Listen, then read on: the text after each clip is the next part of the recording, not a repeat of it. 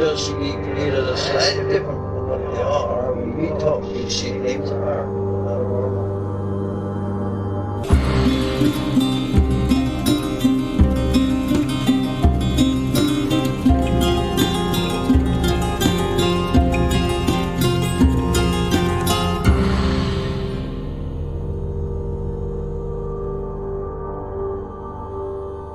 Welcome to Strange Familiars. If you've seen something strange, like a cryptid, an alien, a ghost, anything paranormal, or if you know of a story you think we should cover, you can email us strangefamiliarspodcast@gmail.com. So tonight we have a very special episode of Strange Familiars. Aren't they all special? They are all special. But this is very special. It's special to me. Okay. People have been clamoring for this episode. At least one person has been clamoring. That was you, right? No, someone did ask for this. Like, when is the Where the Footprints End episode of Strange Familiars coming? So now you'll know where the footprints end. Actually, we didn't talk about that in the interview. Not exactly. This was, so far, and I'm not just saying this because we live together, honestly my favorite interview I've done for Where the Footprints End so far. I feel like it wasn't so much an interview about the book, but sort of like where we are with Bigfoot right now generally. Yeah, I feel that. Bigfoot zeitgeist. I mean, there's definitely a lot of book in there, in the interview.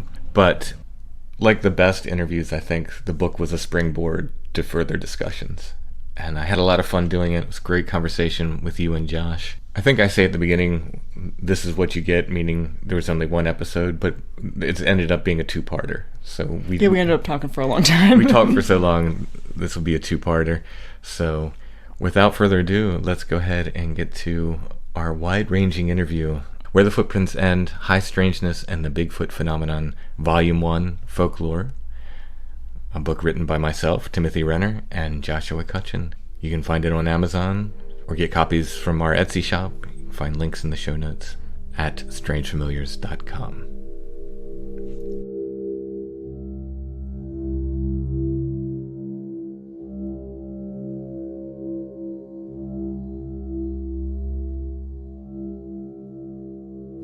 Yeah, so I think it's interesting that right as we start to think about recording, we get the first actual thunderstorm we've had in like 2 weeks.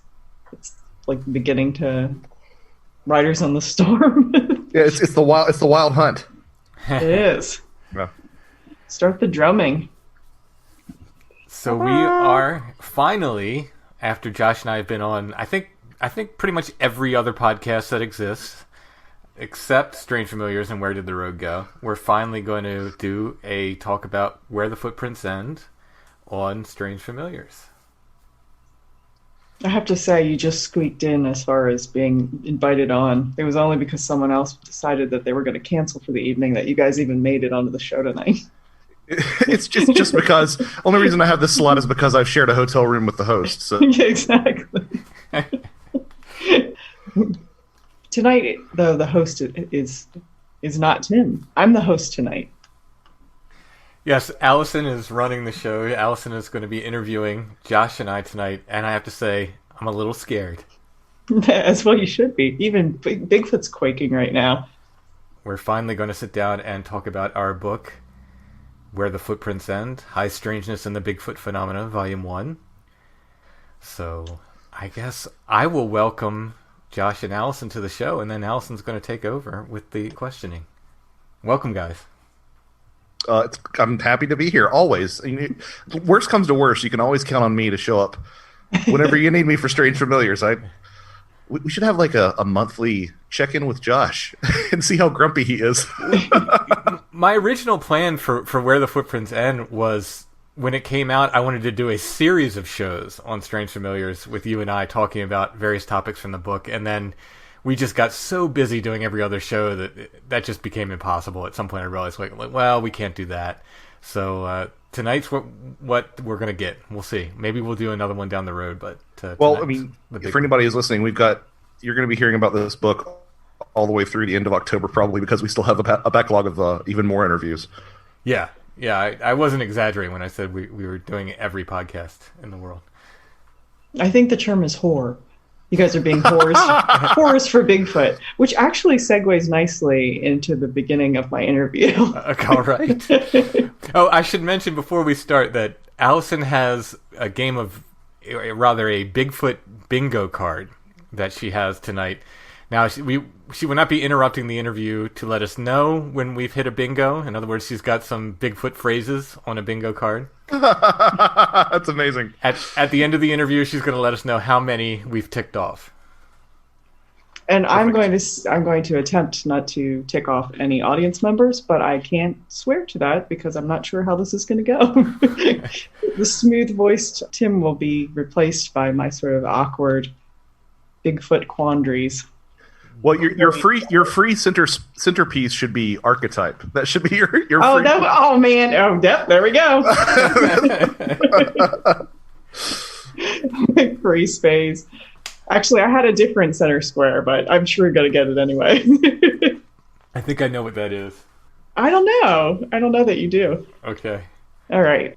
This will probably not be as seamless as the typical hosting duties, but I'm just going to start off with a pretty generic, I wouldn't say softball, but just sort of a generic question that can lead you down a path. And that is, why are we seeing Bigfoot now? Not me personally, but why are people seeing Bigfoot now? And this could be for whomever wants to go.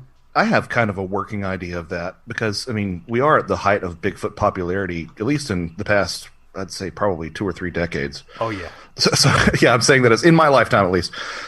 And I think that maybe, you know, looking at Bigfoot through an archetypal lens about being some sort of, you know, hybrid of man in the wild and, you know, the ape, I think that it almost is sort of calling us back to being more in tune with our world and more in tune with the environment. I mean, if you look at what's happening in the world, even beyond what we're doing, it almost feels like, you know, Gaia is gearing up for a sneeze or something. And I think that there might be some sort of loose correlation. It's an idea that I'm playing with, that the reason that people are seeing so much Bigfoot is not only has the stigma been removed, but also maybe there actually is a ramp up in activity that's sort of somehow tied into bringing us back to a more natural focus. I mean, the number of, you know, victory gardens, so to speak, that have cropped up in my neighborhood has skyrocketed. And I see a lot of people going back more towards the earth. People are enjoying parks because there's nothing else to do.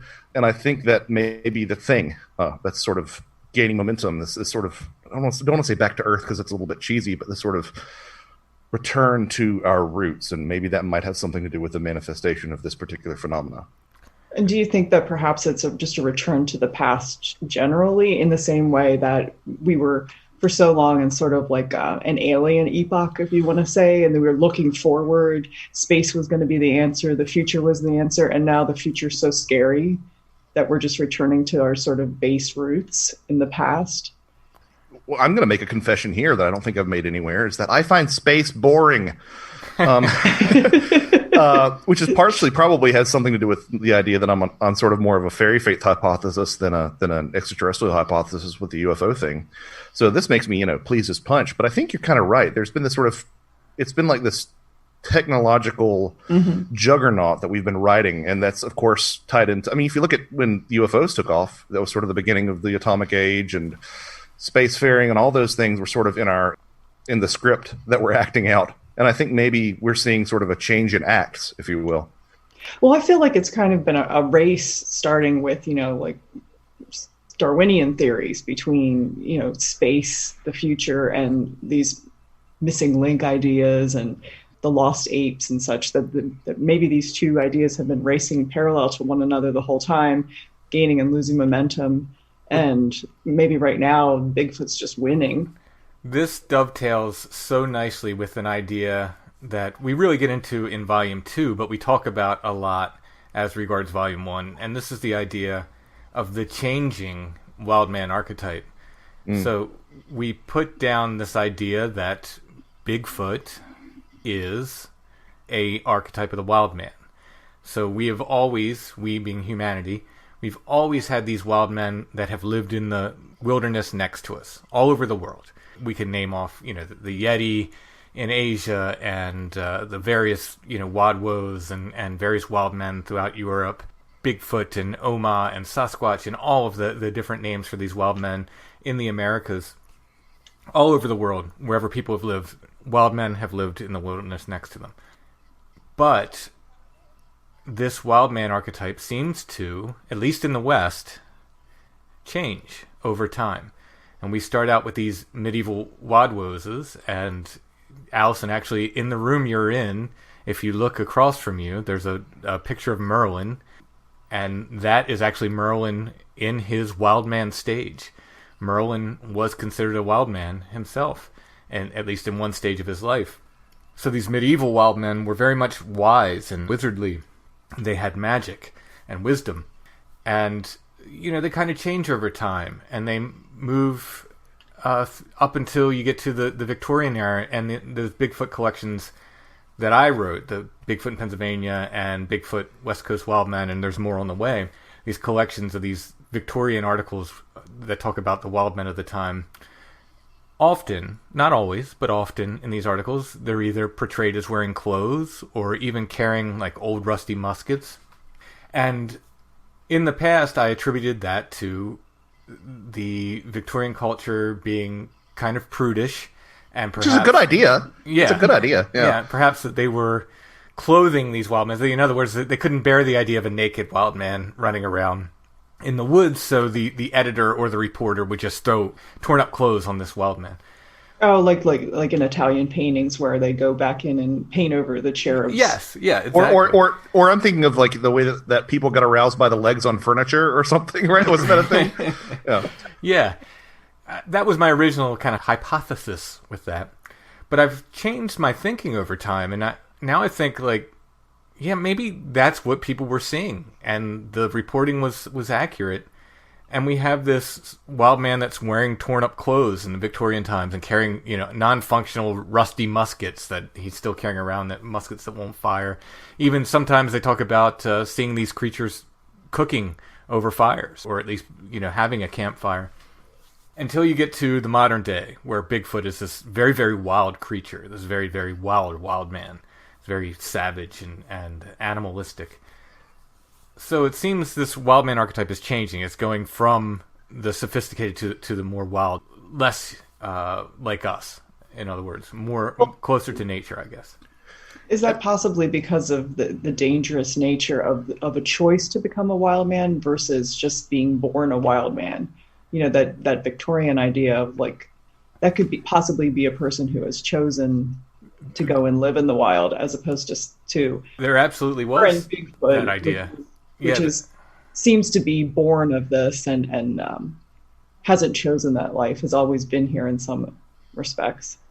I mean, there absolutely was that idea in the Victorian times, even in the medieval times, that you could choose to become a wild man. You could leave society and become wild. And I think you've noted this before, at least in our private conversations, Alison, that it always is a dangerous thing to leave society. That it was anyone who walks away from society is considered somewhat dangerous. And we even just, a lot of the other things that are associated with Bigfoot are still seen as people who are sort of bordering on social mores, people with long hair, people who are poor, like these are things that are still like dangerous concepts within our culture. Yeah. I'm going to step back to finish my archetype metaphor here and talk about, because we were talking about UFOs and technology, the UFO always stays ahead of us, technologically speaking. From people were seeing blimps and airships. We did our airship show before that, we actually had functioning blimps and airships. And then they moved to these like Art Deco kind of flying saucers and so forth in the 40s and 50s. And by the 70s, there are these very kind of Star Wars-like giant black triangles that are flying through the skies. And until nowadays, we have like plasma balls and like shape-shifting light forms and all these things. So the UFO gets more technologically advanced. The wild man seems to get more primitive. And I do not know if that's a reaction to us moving away from nature. In other words, as mankind gets further away from nature, more, locked in our cities, locked in our suburbs, interacting less with nature, does our wild man become wilder? Does it, by necessity, does the wild man, become wilder? Our connection to the wild. is it that much more removed from us? It's wilder in a sense. So that's an idea we play with, like I said, a little bit more in Volume 2, but it's sort of the subtext of Volume 1. Well, and I love that idea, and it's something that Chris mentioned on the last episode of Where Did the Road Go that you were on, which is this idea that maybe this transition is sort of encoded rather in Merlin, who lived his life backwards. I thought that was an interesting insight, yes. which you've got to add to your chapter in Volume 2 where you talk about this. But it sort of leaves me wondering, like, if we become uber technological, which I think even as wild, even as not wild, but even as tamed as we've made the world, there's still plenty of room to pave over everything. If we pave over the earth, does Bigfoot literally turn into like a capuchin monkey, or like, what does he go? Does he turn into a protoplasm of? How far does he regress? Right. Or we start to see things coming out of the ocean in very, very small steps. Right. Or is. Well, yeah, fair enough. There's that ocean connection. Is that what you're thinking of, Tim? Yeah. There are mer-squatches. Oh, here we go. Yeah, it's not talked about that much, but there are a lot of strange similarities between mermaids and Bigfoot. We think of mermaids as being, or merfolk, I guess I should say. And Bigfoot, we think of mermaids and merfolk and mermen as being sort of like, completely human on the top and fish-like on the bottom. But oftentimes they were kind of a variation on the wild men archetype, to the extent that wild men sometimes would dwell in pools of water, and that some wild men would explicitly live in the water. That make a reference in Volume 1 of the fact that, you think of Grendel, which some Bigfoot researchers are all like, oh, Grendel was a Bigfoot. Well, Grendel's mother lived, in the water. But are they both sort of I think that there's some merit to that. And so it's interesting when you couple these older wild man concepts with current sightings of Bigfoot that are not only seen swimming very adeptly through the water, which is something that apes, generally speaking, don't do, but also, the vast distances that they can sometimes travel. And we have some examples in the book of people who see swamp apes in the Gulf of Mexico, and apparently it's a very common thing off of the southern coast of Alaska to see a Bigfoot out at sea. And so it really is interesting that you see that older idea being reflected in Bigfoot, sightings, but you don't really hear about it that much. You'll find it in indigenous pockets, and you'll find it talked about in regional sightings, but as far as the community, there's not a lot of acknowledgement, I don't think, of that aspect of whatever this is. So are they supposed to be kind of like sirens, sort of beckon you towards the wild in the same way that mermaids would beckon sailors? Well, yeah, kind of. There's a connection between the mermaid and the wild man also, in just the way that they cry, but also the way that they cry more during storms. The idea of the wild. There's an excerpt from a medieval poem that I put in the book that's talking about the wild man whose cry laments just the same way as the siren does during storms, which is an interesting little connection there as well. As far as like luring sailors or luring people to their doom, I've never heard about that on the water, but or luring people to the wild. Yeah, exactly. Yeah, it's almost like it's the land. It's the all-terrain version of the mermaid, I guess. Maybe luring people into the woods as opposed to luring people out to sea. But that's something that these phenomena do.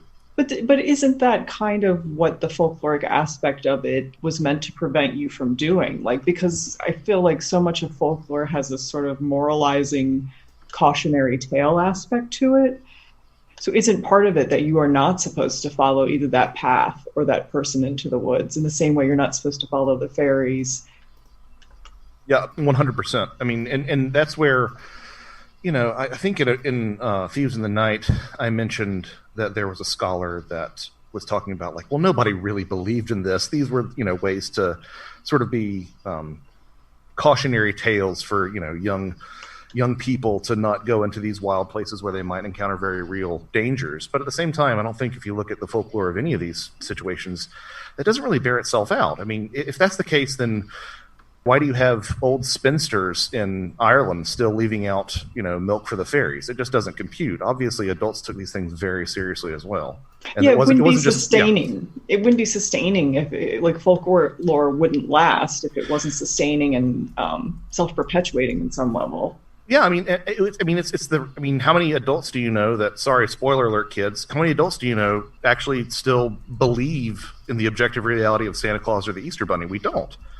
And that's sort of what this particular scholar, I wish I could recall his name off the top of my head, but that's what he was saying, is that these are just sort of that equivalent, and that just doesn't make any sense. There's got to be something that people are encountering objectively that, even if it's not, a wild man, there's got to be some sort of objective impetus or genesis for a lot of these different myths and legends and folklore.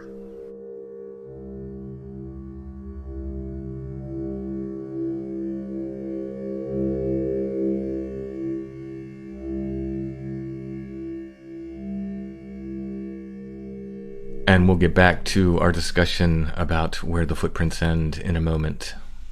Skillshare is an online learning community where you can find thousands of classes to inspire your creativity, explore new skills, and deepen your knowledge of existing skills. Because it's online learning, they have classes that'll fit your skill level, whatever it is, from beginner on up. And you can take the classes anytime because they're online. So you're a Skillshare member now, Alison, as am I. Mm-hmm. You've been taking some classes there. I know you took the Design Great Stuff, How to Make Merch with Draplin class. I did. It was a very DIY, old school kind of punk rock approach, but with very practical ways to get your items actually made, which is something that I think if you're just starting out trying to market your business, that you don't really have those tools. Like, how do I get a pin made, or how do I prep these designs to actually give them to someone? And he gives really practical advice on how to get those things accomplished. That's awesome. Besides the Design Great Stuff class, you were looking at some classes on alternate photography? Yeah, I actually took one of the classes on alternate photography processes. So there's all kinds of classes there at Skillshare. Skillshare members get unlimited access to all these classes, thousands of classes on Skillshare. Hands-on projects from a community of millions. Skillshare is very affordable, especially when you compare it to in-person classes and workshops. An annual subscription to Skillshare is less than $10 a month. Explore your creativity and get 2 months of premium membership at Skillshare.com/strange. That's 2 whole months of unlimited access to thousands of classes for free. Get started and join today. Go ahead and head over to Skillshare.com/strange. That's 2 free months of unlimited access to thousands of classes at Skillshare.com/strange.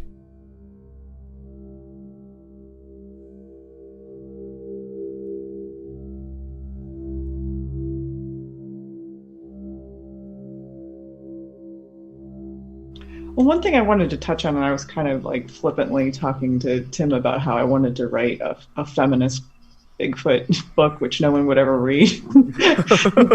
But I thought maybe we could touch on that a little bit. To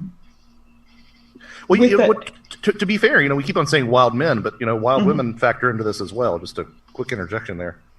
In what capacity? I mean, as the sort of just because of the women in white who appear alongside these sightings, or literal feminine Bigfoot.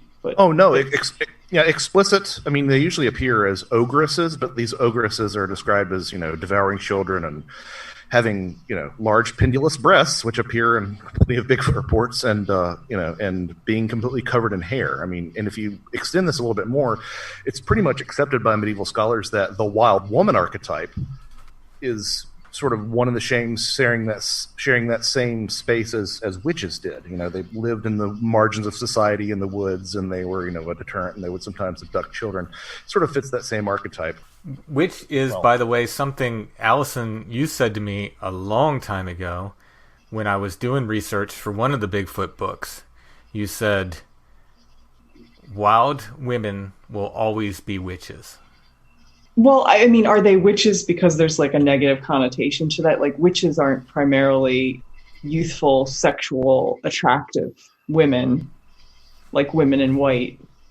I mean, yeah, historically that's the case. I mean, the definition has certainly changed now into an archetype of female empowerment, but in every culture throughout the world, it was never really that. I mean, you would have cunning men and women, and you would have fairy doctors and all these sorts of helpful magical practitioners. But when people said a witch, they generally meant not someone you want to hang out with.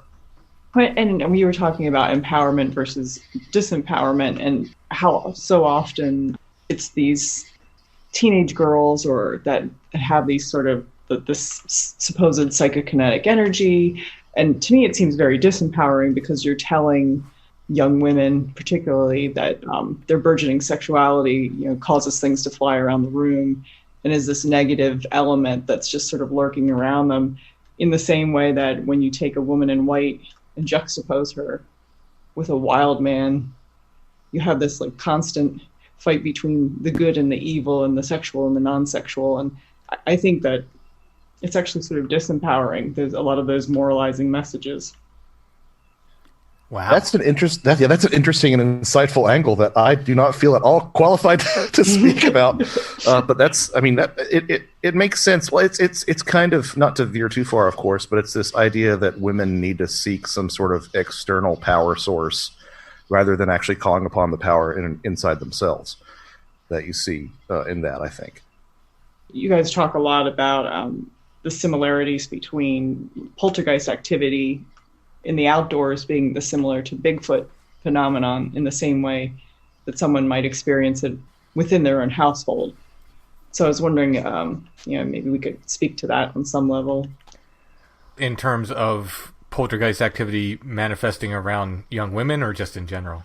Well, just in general, but isn't the common notion that it's usually, they never come out and say it, right? That it's like some sort of hormonal thing that's bringing it on, but that's the assumption, like this time of extreme emotion or... People have documented and charted when poltergeist activity tends to occur, and it is more often in prepubescent and just prepubescent, like right before they hit puberty, girls. And it does pop up around young men as well, male children. They tend to get it earlier, if I remember correctly.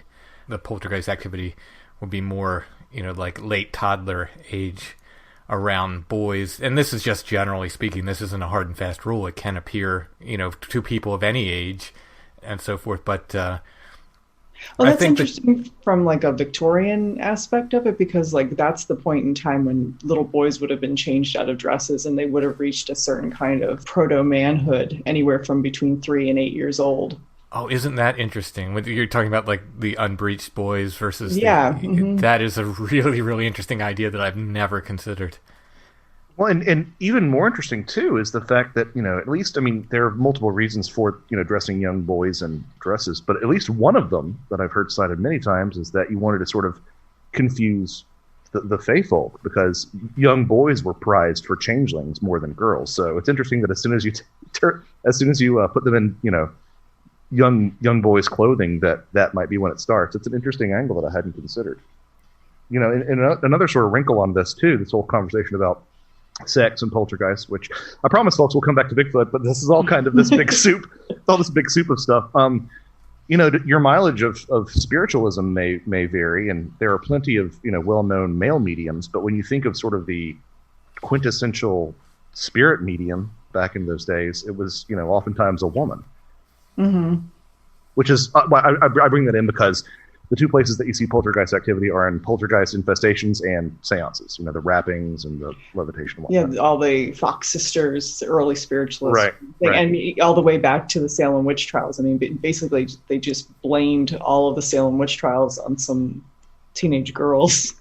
Speaking of the Salem witch trials, did you know that Tituba had a Bigfoot sighting?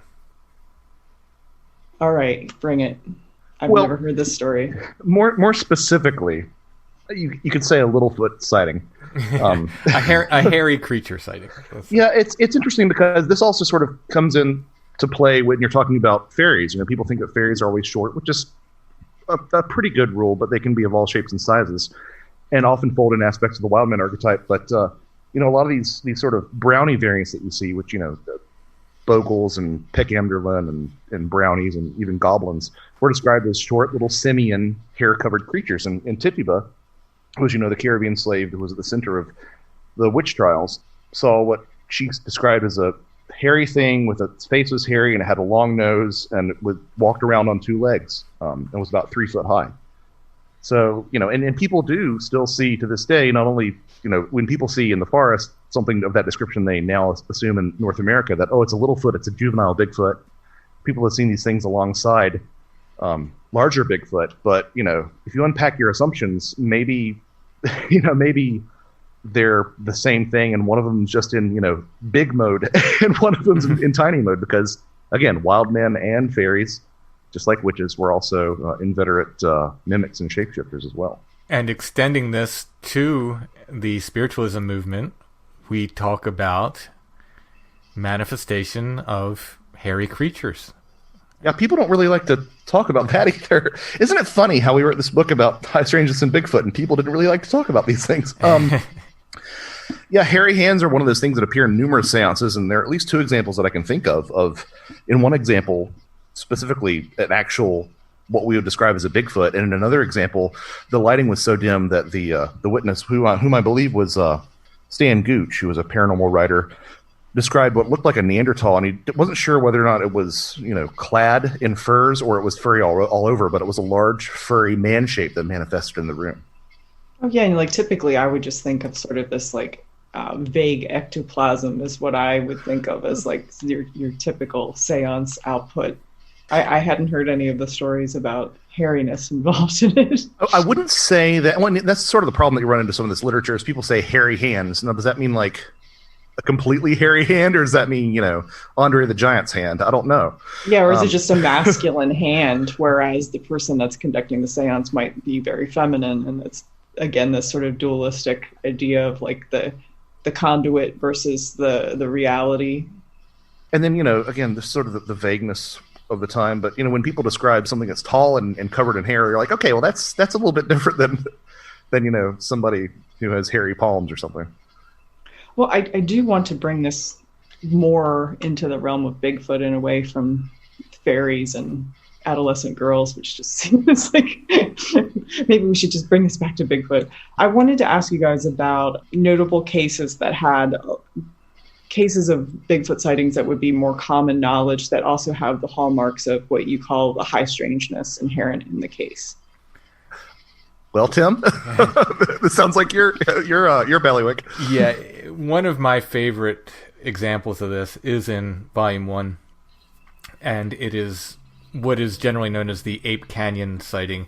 And if you're not familiar with this, it's a story that's told in almost every general Bigfoot book that's a survey of the Bigfoot phenomenon. They will tell the story about these miners who were in the mountains in Washington State, and they encountered a Bigfoot creature and they shot at it during the day, and that night a group of creatures came back and attacked their cabin. Very harrowing tale, and varies from the original article in which they were saying stones were thrown and then it got exaggerated over time, and some accounts have boulders being thrown and crushing the cabin and so forth. The creatures lifting up the cabin, actually trying to flip it over and so forth. So these accounts vary, but the story is basically the same. At least that's the story we were told. However, in the course of researching this book, Josh came upon Fred Beck's story. Now, Fred Beck was one of the miners who was at Ape Canyon, and he wrote this in the 1960s, looking back on the incident. So the Ape Canyon incident happened in the 1920s. So he's looking back on this incident in the 1960s, and he wrote this book with his son describing the incident. Fred Beck had a quote, which I will read, which kind of gives away the entire nature of the Ape Canyon incident. And this is, again, from Fred Beck. He was one of the miners that was there. And he says, "First of all, I will say that they are not entirely of this world." By they, he's talking about Bigfoot. "I know the reaction we experienced as these beings attacked our cabin impressed many with the concept of great ape-like men dwelling in the mountains, and I can say that we genuinely fought and were quite fearful, and we were glad to get out of the mountains. But I was, for one, always conscious that we were dealing with supernatural beings, and I know the other members of the party felt the same." So Fred Beck himself says these were supernatural creatures. These weren't natural creatures. And he goes on to tell the story of Ape Canyon, which begins with these miners encountering what they described as a giant Native American spirit, which told them to follow a white arrow into the wilderness. So they're following something in the sky. Is this a UFO? What is this? I don't know, but that's what they say. As they're following this arrow, they encounter another spirit. And they do not describe the spirit's appearance, but it was a woman named Vander White. And they described her as a kindly spirit, and she made such an impression on them that they actually named their gold mine the Vander White Mine. And they follow this arrow then into the wilderness. It leads them to this mine. It's apparently a fruitful, productive gold mine. But in the course of working this mine, they start hearing strange sounds from underneath the ground, like big machinery sounds and humming, and they start finding footprints. But they were finding things like 2 footprints in the middle of an acre-wide sandbar, so along the river. So there's this acre of sandbar, soft sandbar, and 2 footprints in the middle of it. And they couldn't figure out how these 2 footprints got there. There's no coming or going, just 2 big human-like footprints. And eventually they started seeing creatures around. Now, the story that it's told did happen, according to Fred. They did shoot at one. The creatures did come back and attack the cabin that night, and they left. But all of the strangeness has been what I call weird-washed out of the story to present it as if it sounds the most like these just a gorillas, some kind of wild gorilla or relic hominid attacking these men in the wilderness in all these Bigfoot books. But if you read Fred Beck's own account, all of this other strangeness is folded into it, including things like apports. He had a pencil appear in his hand. He said he knew the pencil was at his house. I think it was like 50 miles away or something. His house was. He needed a pencil at some point. A pencil appeared in his hand. So you're having these weird, completely supernatural incidents, which the Bigfoot community has completely edited out of the story because it doesn't fit the agreed upon idea that these are just natural apes. So all of this weirdness is completely edited out, and I feel it's completely wrong. I mean, I think it's, if you're going to believe somebody when they say they saw a giant ape man in the woods, you also have to believe them when they say there was weird sounds and footprints that disappeared and all this other strange stuff that Fred Beck himself reported. I think, Josh, you came upon a quote from which one of the researchers was it? The sort of big names in Bigfootery? I'm not sure of the quote you're specifying, but I would imagine that was probably DeHenden. Yeah. He was famously antagonistic against this sort of thing. Basically said that Fred Beck was crazy, right? Yeah. I think that he got silly in his old age or something like that. It was either him or John Green, not to besmirch anybody unnecessarily. But there are 2 other additional wrinkles from the Ape Canyon case too. One of which is also in Beck's account, which was a large white arrow in the sky. Did you mention that? I did. That's the arrow they followed to the mine. Yeah, the large white arrow, and also something that I found that I don't know if anybody's connected this to the Ape Canyon incident, but it's got to be describing that. There's a 1967 article from October in the Oregonian newspaper that talks about a 1924 incident involving miners near Kelso, Washington, that had seen apes that threw stones at the cabin in the Mount St. Helens area.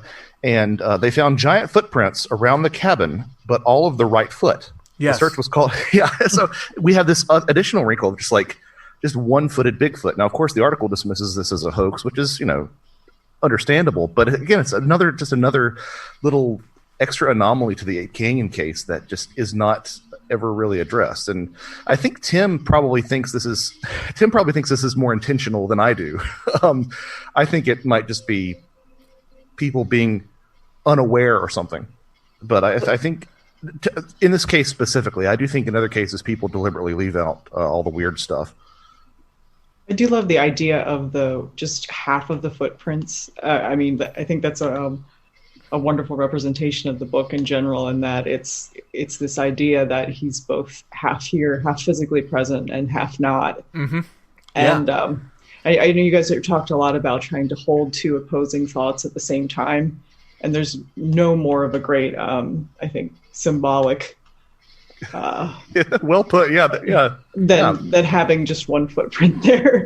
No, absolutely, and this is something people are going to look in. Where do they talk about this? That's in the trackways, and the anomalous trackways are in Volume 2, and there is an entire tradition of monopods throughout myth and legend throughout the world, and the trackways of one single foot, I wouldn't say, I had to look pretty hard for them. So they're not exactly common, but they do occur from time to time as well. And between what you said, that being a nice metaphor, I think the other nice metaphor was something that Tim discovered in the Ann Slate and Al Berry book, Bigfoot, which is out of print, but it's really, as Tim has described before, sort of the progenitor book for this, or the grandfather book of this. And it was a zoologist from the Baltimore Zoo, right, Tim? Yes. That said this? Yeah. I can't remember the exact quote. Maybe you can help me out on that. Well, again, it was not the exact quote, but he was shown some of the footprints that were appearing in the area of, Pennsylvania and Maryland in the 1970s, and many of these were three-toed footprints. And we can talk about how that doesn't make sense as far as primates, if you'd like, but in any case, the zoologist is looking at these casts of these three-toed footprints, and he had this wonderful quote, which I'm sure he meant as a joke, but it was very, very prescient, I think, as far as, the things we're talking about. And he said, when looking at these casts, he says, it's almost like they forgot to form the rest of the foot. Like whatever it was manifested and forgot to form the rest of the foot. Like it only formed part of the foot. So again, it's this wonderful sort of quote that talks about this phenomena not being wholly here, in a sense. And if you look to compare that to, for example, the jinn tradition of the Middle East, which you can vaguely, loosely describe as sort of Middle Eastern fairy analogs, it was always said that the jinn would, imitate things perfectly except for one detail. And what better detail to fake or what better detail to overlook, I guess, than the feet. Like, nobody's going to be looking at my feet. I'm just going to throw something together. 3 toes, yeah, sure, whatever, it's fine. Well, there's always some sort of ironic twist, whether it be with gifting or, there's always, or intent. There's always some slight snafu that sends you on a path that was different from the one that you initially intended. Yes. Oh, yeah. I mean, you just spoke about to this the other night. I said the other night, I don't know when you recorded, again, the last episode of Where Did the Road Go? Soraya should pay me for all these plugs. But I think you, Tim, was saying how hard it was to write a straightforward linear paranormal book, unless you're dealing with a specific case. Like, you're always branching out into these other points of comparison. Yeah. It's in fact, I'm writing my chapter for volume 2. That's the case study that I'm covering, and I wrote specifically that point today. It's not a line, it's a spider web, and a very tangled spider web, and you have to jump back and forth in ways. It's very, very difficult to write about this stuff because of that, because something will happen, and then 12 more things will happen, and then something else will happen that's kind of connected to the first thing, but only through symbolism, and you kind of have to make this all work together. It's very, very difficult to write about. It just occurred to me, Tim, is that in my case study for Volume 2, I open it with the Gordian knot metaphor, which is basically the exact same thing that we're describing here. To get to your point, back to your point, yes, there's always something that seems to be off in some way. There's always something, there's always a hitch, there's always something not quite right. Evidence always seems to disappear one way or another, or be somehow inconclusive. There's always a hitch. There's always a problem. It's very, very interesting. See, I'm gonna push back against that a little bit, Tim. Sorry to interrupt, Alison, but no, go ahead. This is something that we run into a lot, though, is that the people who do have these like roadside crossings sightings, or a hunter who sees like a Bigfoot walking through the forest and then goes behind a copse of trees or something. There's not always a weird aspect in that, and I think that's the reason that you see those people lining up in the flesh and blood hypothesis camp more than the weird camp. Whereas if you look at people who have a longitudinal experience, such as habituators, or people who have multiple experiences, then they tend to start to lean, or at least willfully ignore, the other hypotheses. I would argue back that the thing that's off, the thing that's not quite right, the problem is manifest in those cases in the number of people that will never believe those hunters or those people that see that roadside crossing. Fair enough. The defense rests, I guess. Are there examples of this in, like, for someone like me who only knows a few, like I don't know all of the little 3rd and 4th tier Bigfoot cases, but just like in the Patty case, are there notable things that happened around that time in that area? Even like a meteor shower or something, anything that just was a little Can you think of something specific in that area, or something else that might have happened to the? And I can't remember. I'm sorry, I can't remember the men who saw him. It's Patterson and Gimlin. Patterson-Gimlin. I write about this in Volume 2 in a chapter on disappearing evidence, and it's one of my favorite examples because there's this beautiful video which shows something. I think we can all agree it shows something walk across the frame, whether it's a man in a suit or a creature. It shows something upright walking across the frame. You can get experts to line up on both sides as to it being a hoax, as it to being a real creature, and they have their various reasons. And everyone from special effects experts to people who research primate locomotion and so forth. And as many people as you can get to line up on the side that's a hoax, you can get experts to line up on the other side. So they can't agree on that. There's a fellow named Bob Hieronymus who came forward and said, "I was the guy in the suit," and I think this is just this wonderful thing. So he says he's the guy in the suit. He's unable to produce the suit. So the one thing that could, for once and for all, determine whether this film shows something real or fake cannot be produced. It's lost. It's gone. The evidence, even though it's not Bigfoot evidence, if it's true that there was a suit and he was the guy in it, this evidence cannot be produced. It's gone. It's missing. He said it was like in his mom's garage or something, and then it disappeared, or it was in the trunk of a car, and it got lost somehow. It doesn't matter. It doesn't matter at this point. It's gone if there ever was a suit. The film itself, which would be very valuable, I believe if we had the original film canister, they said they could determine what speed it was filmed at, and then they could... from the speed of the film, they could determine the size of the creature, which would be very, very valuable information and something they don't, basically they don't know because they don't know what speed it was filmed at, if it was a normal human size thing or it's something, considerably larger, something 7 foot tall, or at least, not outside the realm of human height, but something that would be, very, very rare for a human to be that tall. So if we had the original film canister, we could determine also likely whether this thing was a hoax or not. And the original film is missing. Now, some people say it's in some lawyer's office or it's in some film archive somewhere, but again, it doesn't matter. You can't produce it. No one can produce the original films. If you can't produce it, it might as well be gone. So here we have this, perhaps the best evidence, visual evidence anyway, of Bigfoot ever collected, and the film's gone. A film that's worth millions upon millions of dollars. The film is gone. And this suit, which, this guy, if he had this suit, he could auction it on eBay and get easily $5-10 million for it. This suit is gone. So the evidence for either side of this, whether it's a hoax or real, is completely gone.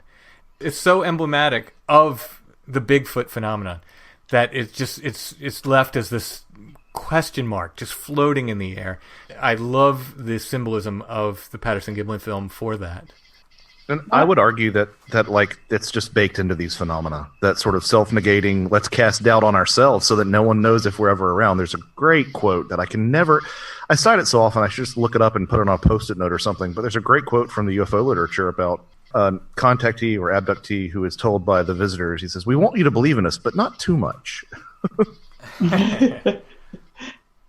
Well, I mean, isn't that kind of like the perfect thing about that film is that it's an introduction for many of us of this, of our generation or many of us just culturally into the Bigfoot phenomenon. So in some ways, I feel like it doesn't matter whether it's real or not. It perpetuates the Bigfoot phenomenon without whether it's real or not. Yes.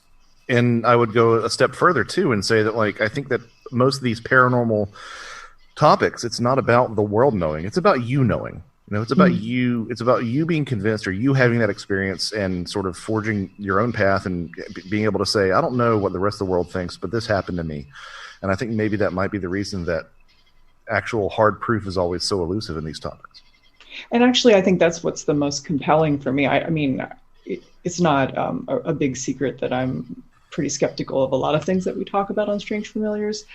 But what really changed my mind as to whether other people were seeing things or just making up something for attention or just having a very convenient response to something that might have a scientific origin was when someone came up to Tim and started talking about something that he had seen, and there was this just absolute palpable fear and anxiety that just, to me, couldn't be faked in the way that somebody can say, oh yes, I ran across the road and I only caught a glimpse of it and it was hairy.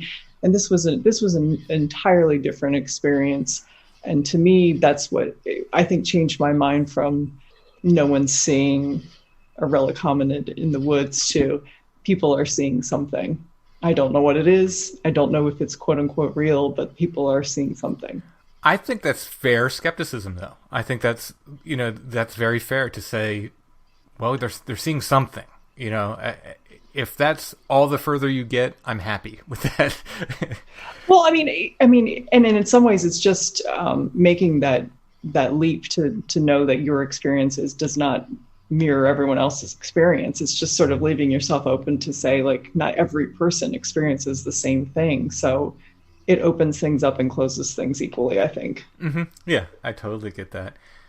And, one of my favorite recent Bigfoot sightings was the fellow that was Gage, who was on our episode called The Beast, when he described seeing that creature in the woods with two of his friends when they were kids. They were like, I think he said they were like 9 years old. He saw a white creature step down out of a tree. One of his friends saw nothing, and he attributed it to that kid being a coward and not looking up. But I think it's very interesting that one kid sees nothing, and then his other friend, the third kid, later in life, he talks to him and asks him about it. He sees a black creature step out of the tree. So, they both agree a big hairy creature stepped out of a tree, but as to what it looked like and its intention, they both got different feeling from it, by the way. The kid who saw the white creature thought it was just kind of warning them out of the woods and protecting them in a sense, and the one who saw the black creature thought it was completely evil. But the two that saw it cannot agree on what it looked like, only what it was, which I find just beautiful. It's just, again, it's this beautiful metaphor for this phenomena. And that shows up in, it doesn't get talked about a lot, but that shows up in UFO sightings too, where you'll have a group of 5 people and 3 will see something in the sky and 2 won't, or they'll disagree on colored lights, the color of lights rather. And, of course, the nuts and bolts UFO researcher will either omit that or will toss the case aside because they're like, well, they didn't say anything, their stories didn't match. But I mean, it never questions the idea that we might be bringing something to the table, as my friend Greg Bishop would say. It happened to John and I recently at Site 7, where he's on his knees reaching out trying to grab what he said was a ping pong ball sized light, and I saw what looked like a little LED, like a little pin light, like just a pinpoint of light. We both agreed there was a light there, but what it looked like exactly, we apparently saw 2 different things. Did you agree on colors for that, or? Yeah, on that one for sure. Yeah, it was white, but it was the size of it, and I was right next to him. I wasn't, like 20, 30 yards away. I was standing right next to him, and it seems like we both saw something different, but both saw a light. Which, I mean, I think that this hints at the role of altered states of consciousness in Bigfoot stories, which I actually ended up adding the Gage story to that altered states chapter that I have in Volume 2. I don't think anybody has really ever talked about the possibility of altered states of consciousness being involved in the Bigfoot phenomena. It's very much in vogue in Faerie research and in UFO research, but nobody, I don't think, has really ever talked about that. So it's something else to look forward to. I think that story with Gage, when I heard that, I was like, oh, that's awesome. That's, most people would be like, oh, it means that they're fabricating their story and their story's falling apart, decades later. But I don't think doesn't sound like the case to me. No. Oh, is that a story of someone who admits to being under the influence of something during the time that they saw Bigfoot, or? No, just the idea that it's perception that defines the experience. Yeah. Though we do have some in the Al Berry book, aren't there some stories of people being hypnotically regressed? And there are a couple of those, yeah. Mm-hmm. Yeah, and realizing that they had some time with Bigfoot that they didn't consciously remember. Yeah, a couple of hypnotic regression instances. Something that we talk about that is also, part and parcel with this is missing time. People have drawn conclusions between, in Fairyland you'd go in for what felt like 3 days and you were in there for 3 years, or, missing time is obviously a trope in UFO lore where people say it should have only taken me 40 minutes to get home and it took me 3 hours. But missing time is something that we talk about in Volume 1. That's something that occurs more often than I thought in Bigfoot encounters as well. The most famous and most and best example that I always think of is Wes Germer's experience, his Sasquatch sighting in the head with his brother, where he was like, it felt like it was 40 minutes, but we got home and there was 3 hours later. And famously, the the co-host that he had on the time, very much in the flesh and blood hypothesis camp, said, well, when you're under duress, time seems like it speeds up, which clinically, in clinical settings, that the perception of time slows down in high stress situations. That's not even open for debate. Yeah, absolutely, it does. But what about in you guys talk about sleep paralysis? What about in sleep situations or dreams? So often people say, well, I just nodded off for a minute and a half, and I had this dream that took place over the course of days. And yeah, thank you for that, because that's actually where I was originally going, and I sort of lost the plot there. That's something that's in dreams, but also in these psychedelic experiences. When you talk to anybody who's had a DMT experience, and they literally feel like they've been there for lived another life, 1,000 years. I was in a band with a guy who was like, he was a really funny cat. He looked like a Muppet, and he was like, yeah, man, I smoked DMT and I felt like I was away for years, but I knew it had to be only a couple minutes because the same episode of Star Trek: The Next Generation was on. So yeah, this time dilation thing is a thread that runs through fairy lore and UFO lore and these trip reports that people have on all sorts of substances, and kind of rears its head a little bit more often than people think in Bigfoot sightings. I mean, could some of the experiences that people are having in the woods, maybe at a time of exhaustion from just that hyperfocus, either in hunting or in hiking, where you might be exhausted, do you think that might be a contributing factor? Or do you think that this is because some people seem to be affected on like a spiritual level by it. They might be frightened, and might not think it's necessarily physical, but they don't seem to have a spiritual reaction to it. I think it's a valid criticism. But again, if I'm generally speaking, it comes back to the dilation thing. If I'm exhausted, I tend to think that minutes feel like hours and not vice versa. Unless you fall asleep in some measure.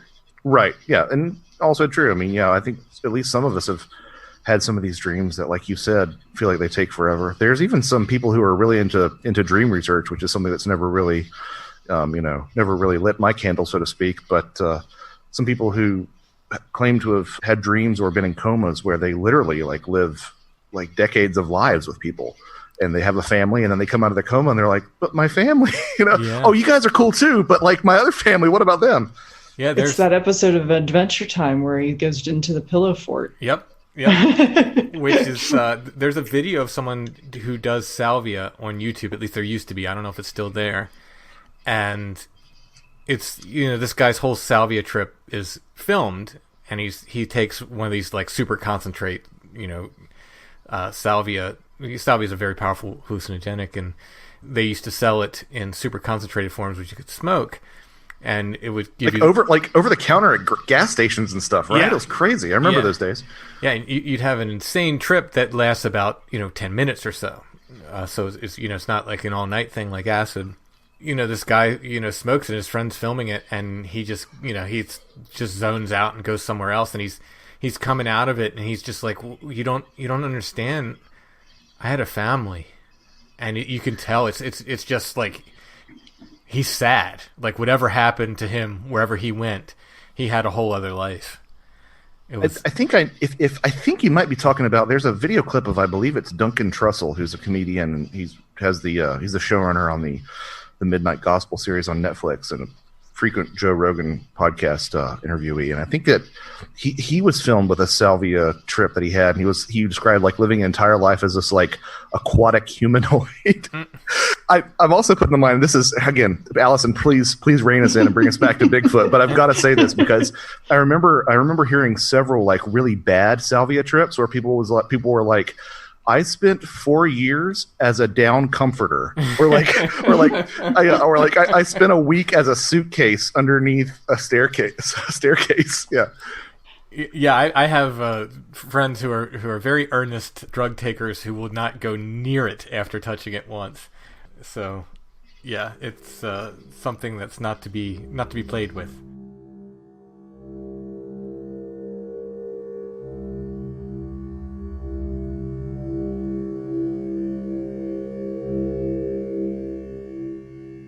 If you have a puppy, you may need help with things like potty training, fear and nervousness, barking, chewing on furniture or shoes, crate training, leash training, hyperactivity issues with the puppy.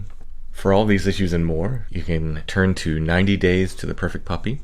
You can find them at sithappens.us. Look at the top of the page for the 90 Days to the Perfect Puppy link. 90 Days to the Perfect Puppy teaches a relationship-based approach to helping you and your dog become perfect for each other. They have lots of online sources, video lessons, a secret Facebook group where you can interact with other puppy owners, as well as the 90 Days to the Perfect Puppy staff. There are one-on-one options available as well. Let 90 Days to the Perfect Puppy help you understand how your dog thinks and apply proactive training methods. They'll teach you how to train your puppy, but also they'll teach you what not to do, which is very important as well. Absolutely. Again, find 90 Days to the Perfect Puppy at sithappens.us. Look for the link at the top of the page.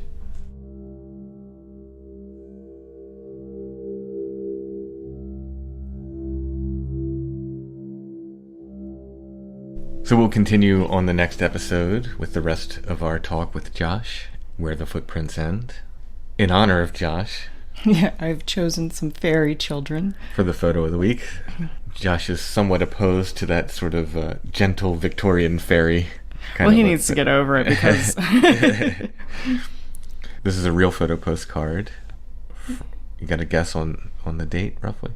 it's actually pretty early because you can see it's like a silver gelatin Oh, wow, yeah. real photo postcard. It's French.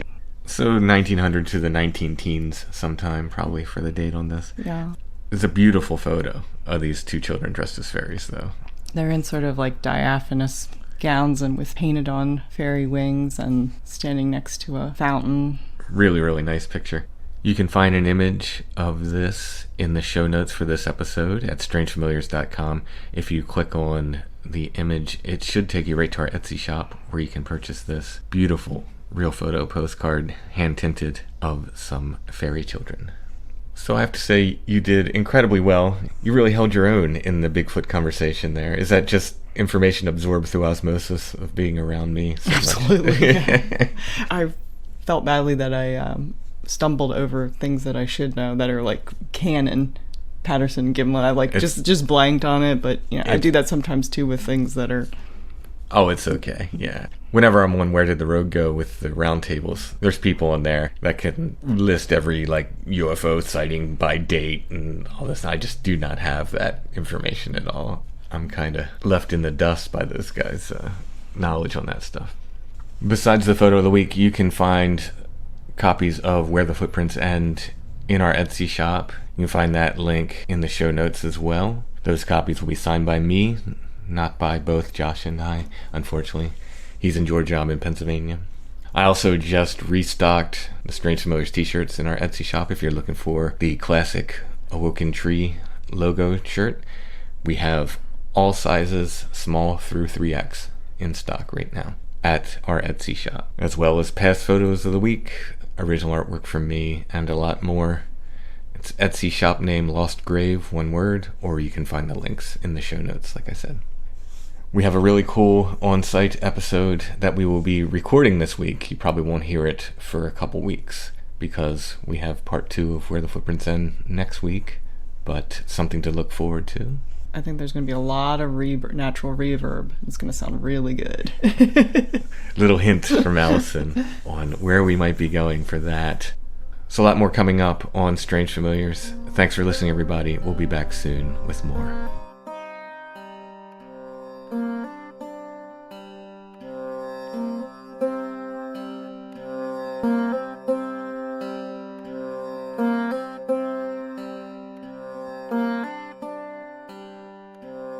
If you like what we do, if you want to hear more Strange Familiars, and help us create the show, you can become a patron at Patreon.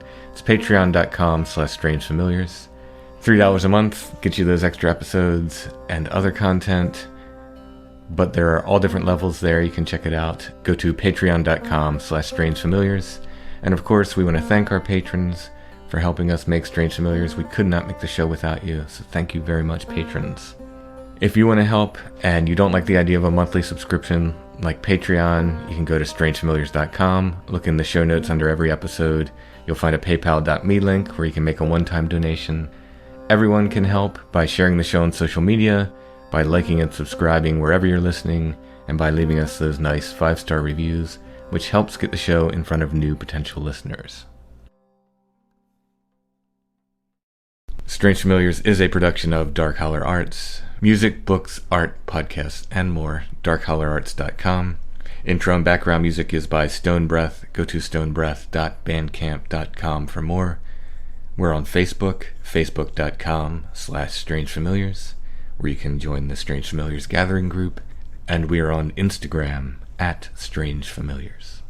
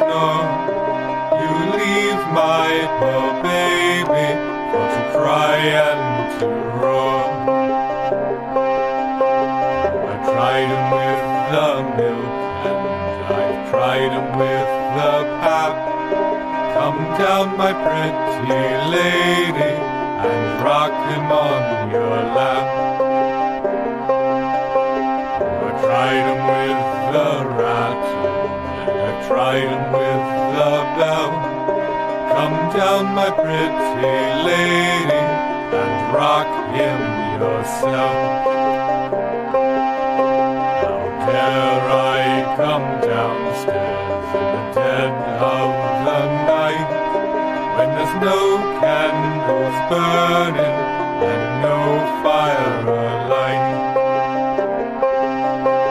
The lady, she came downstairs, she was thinking no harm. Long Lankin stood ready for to catch her in his arms. There was blood in the kitchen, there's blood in the hall, there's blood in the parlor where the lady did fall.